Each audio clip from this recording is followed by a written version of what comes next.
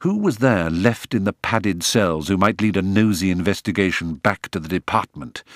Well, there was that mad idealist from Porton Down, of course, research chemist. What was his name? Michaels, Francis Michaels.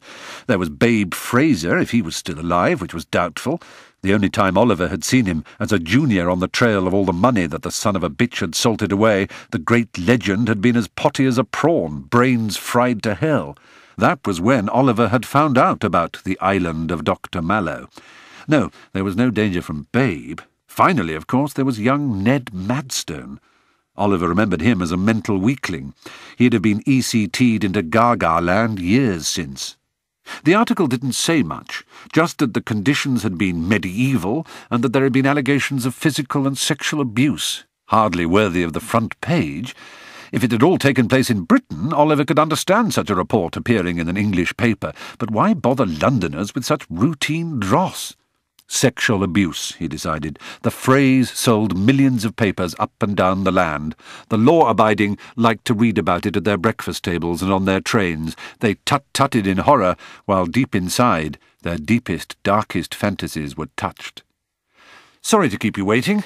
I hope you haven't been uncomfortable. You've been crying, I see. Do borrow my handkerchief." "Simon?" Oliver stared. Cotter was removing his sunglasses. He had dyed his hair blonde. No, he had undyed his hair. The blonde was streaked with grey. "Simon?" said Ned. "I know no Simon. Look again." Oliver looked again, and saw that he was looking into the blue eyes of Ned Madstone. "Not exactly the same fridge," he observed at length. "No," Ned admitted ruefully, "but as close as I could get. Thought it might help you feel at home." "Oh, it does, it does." Oliver was holding himself together very well. "You've been busy," he remarked. Ned looked around the kitchen. "Thank you. I always say good design is all about taking away, not adding. You'll note that aside from the fridge, there is no other furniture or fitments, for reasons you will discover later. The old place hadn't changed that much, as a matter of fact. Oh, there's the Arga, of course. Same old one. Tch, Argas, eh? Where would we be without them? No, I meant Ashley Barson Garland and now poor old Gordon Fenderman. I should have made the connection. People keep saying that to me. You mustn't blame yourself, it was a long time ago, but we mustn't say poor old Gordon Fenderman, you know. He's happy now, gone to a better place.